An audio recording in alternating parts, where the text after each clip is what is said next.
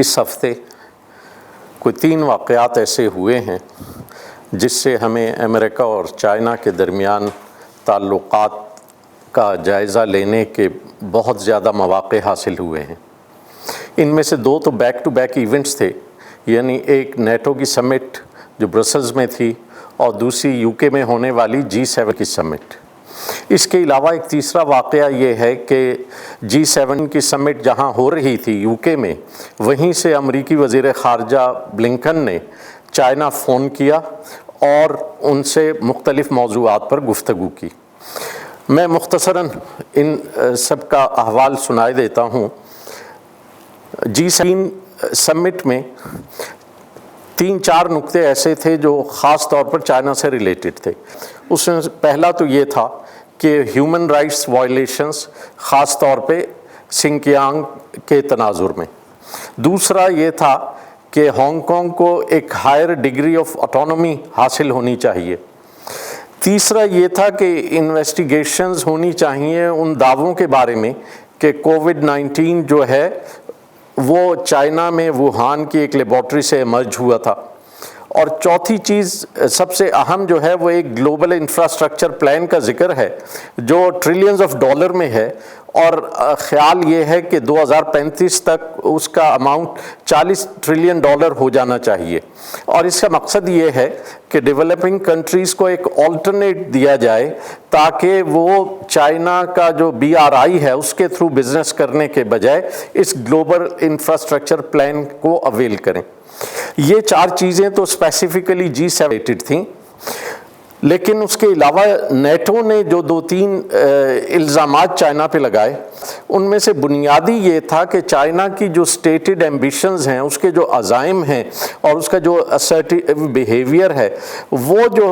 ایک systematic challenge present کر رہا ہے موجودہ رولز بیسڈ انٹرنیشنل آرڈر کو،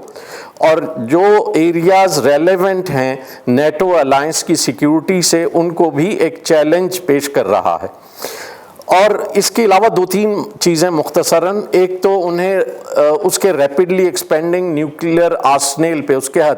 جو جوہری ہتھیار ہیں ان کی ایکسپینشن پہ اعتراض ہے۔ دوسرا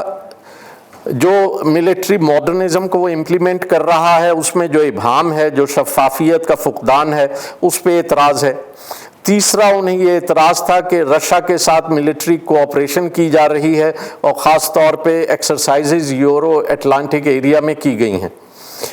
تو اس قسم کی چیزوں کا اظہار جو ہوا تو چائنا نے اس کے جواب میں، نیٹو کے جواب میں تو یہ کہا کہ یہ سراسر بہتان ہے، اور جو G7 نے جو کچھ کہا اس کے بارے میں فوری طور پہ تو جو چائنیز ایمبیسی UK میں تھی اس نے یہ بیان دیا کہ یہ سوڈو ملٹی لیٹرلزم ہے جو صرف ایک پولیٹیکل بلاک کی انٹرسٹ کو سرو کر رہا ہے۔ اب آئیں تیسرے چیز کی طرف، جو بلنکن نے وہاں سے جو ٹاپ چائنیز ڈپلومیٹ یانگ جائکی کو فون کیا تو انہوں نے 3-4 نکتے اٹھائے۔ ایک تو یہ کہ نارتھ کوریا کے پالیسی کا ریویو کیا گیا، دوسرا یہ کہ ڈی نیوکلرائزیشن آف کورین پیننسولا، اور اس کے بعد وہی 2 چیزیں، ایک تو انہوں نے کہا کہ زنجیانگ میں جینوسائیڈ ہو رہا ہے، اور دوسرا پریشر کیمپین اگینسٹ تائیوان جو ہے چائنا کو اس سے باز آ جانا چاہیے۔ اس کے جواب میں چائنا کی طرف سے یہ کہا گیا کہ US کو چائنا کی سوورینٹی اور ٹیریٹوریل انٹیگریٹی کی رسپیکٹ کرنی چاہیے اور چائنا کے داخلی معاملات میں مداخلت نہیں کرنی چاہیے، اور خاص طور پہ جو چائنا کی کور انٹرسٹ ہیں انہیں ڈیمیج نہیں کرنا چاہیے۔ یہ تو دونوں طرف سے الزامات اور ان کے مختصر جوابات کا ذکر ہے۔ اس کا اگر ایک بریفلی ایک تجزیہ کیا جائے تو ظاہر یہ ہوتا ہے کہ مغرب میں ایک اندیشہ پایا جاتا ہے چائنیز ایکسپینشن کی وجہ سے، اور وہ کچھ خائف ہیں کہ چائنا ایک بڑی اکنامک پاور بننے جا رہا ہے۔ چنانچہ دوسرے الزامات کے ساتھ ساتھ اس کے توڑ کے طور پہ یہ انفراسٹرکچر پلان گلوبل لیول کا سامنے لایا گیا ہے۔ لیکن مغرب کو یہ سمجھنے کی ضرورت ہے کہ چائنا ایک ریئلٹی ہے، اور اگر وہ دنیا کے چیلنجز کی بات کرتے ہیں تو گلوبل چیلنجز کو ٹیکل کرنے کے لیے انہیں چائنا کی مدد کی بھی اتنی ہی ضرورت ہے جتنی دنیا کی باقی طاقتوں کی اور باقی ممالک کی مدد کی ضرورت ہے۔ تیسری چیز یہ ہے کہ دنیا کے معاملات کو حل کرنے کے لیے، بہتری کی طرف لانے کے لیے کوآپریشن کی ضرورت ہے، رائیولریز کی ضرورت نہیں ہے۔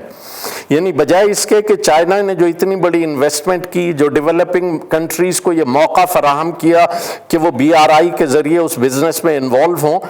اس کو اپریشیٹ کرنے کے بجائے اس کے مقابلے پہ اپنے آپ کو ایک رائیول سمجھ لینا اور رائیولریز ڈیولپ کر لینا، یہ کوئی پسندیدہ عمل نہیں ہے۔ اس کے علاوہ ایک اور چیز میں یہ کہنا چاہوں گا کہ کہیں بھی ہیومن رائٹس وائلیشن پر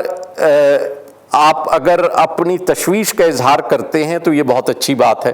لیکن پھر یہ جہاں کہیں بھی ہیومن رائٹس وائلیشنز ہوں اس پہ تشویش ہونی چاہیے۔ یہ نہیں کہ جب مغرب کے اپنے الائز اور اپنے فرینڈز جو ہیں ایسا کریں، خواہ وہ اسرائیل فلسطینیوں کے خلاف کرے اور خواہ انڈیا کشمیریوں کے خلاف کرے، تو اس پہ تو وہ دم سادھ لیں اور بالکل کوئی بات نہ کریں، لیکن جہاں انہیں یہ لگے کہ ہیومن رائٹس وائلیشن کرنے والا ان کا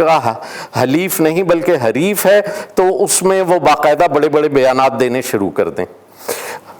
میرا خیال ہے میں یہیں پہ بس کروں گا۔